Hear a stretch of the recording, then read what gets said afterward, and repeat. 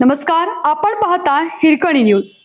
Hirkani news प्रत्येक क्षण ताज्या घडामोडी आणि महत्त्वाच्या प्रत्येक बातमीसाठी नेहमी तत्पर. श्री महालक्ष्मी देवी मंदिराच्या जतन संवर्धन कामात भारतीय पुरातत्वीय निकष आणि शास्त्रोक्त संवर्धन पद्धती यांचे काटेकोर पालन व्हावे, सकल हिंदू समाजाचे निवेदन.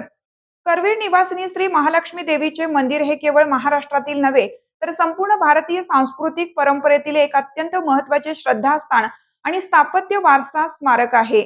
मंदिराच्या विविध भागांमध्ये आढळणारे शिलालेख, शिल्पपट्टिका, वास्तू, अवशेष आणि स्थापत्य वैशिष्ट्ये ही केवळ धार्मिक दृष्टिकोनातून नव्हे तर इतिहास, पुरातत्व, अभिलेखशास्त्र आणि कला इतिहास यांच्या दृष्टीनेही अनन्यसाधारण महत्त्वाची आहेत.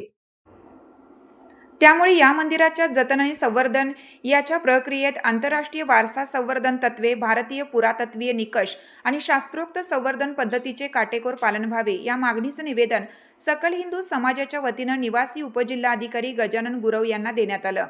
या प्रसंगी हिंदू एकता आंदोलनाचे शहराध्यक्ष श्री गजानन तोडकर, शिवसेनेचे उपजिल्हा प्रमुख श्री उदय भोसले, हिंदू जनजागृती समितीचे श्री शिवानंद स्वामी, महाराजा प्रतिष्ठानचे संस्थापक श्री निरंजन शिंदे, नमो नमोचे जिल्हाध्यक्ष श्री विक्रम जरग, मराठा तितुका मेळाव्याचे श्री योगेश केरकर, हिंदू महासभेचे जिल्हाध्यक्ष श्री राजेंद्र तोरसकर, श्री अभिजित पाटील यांच्यासह अन्य उपस्थित होते.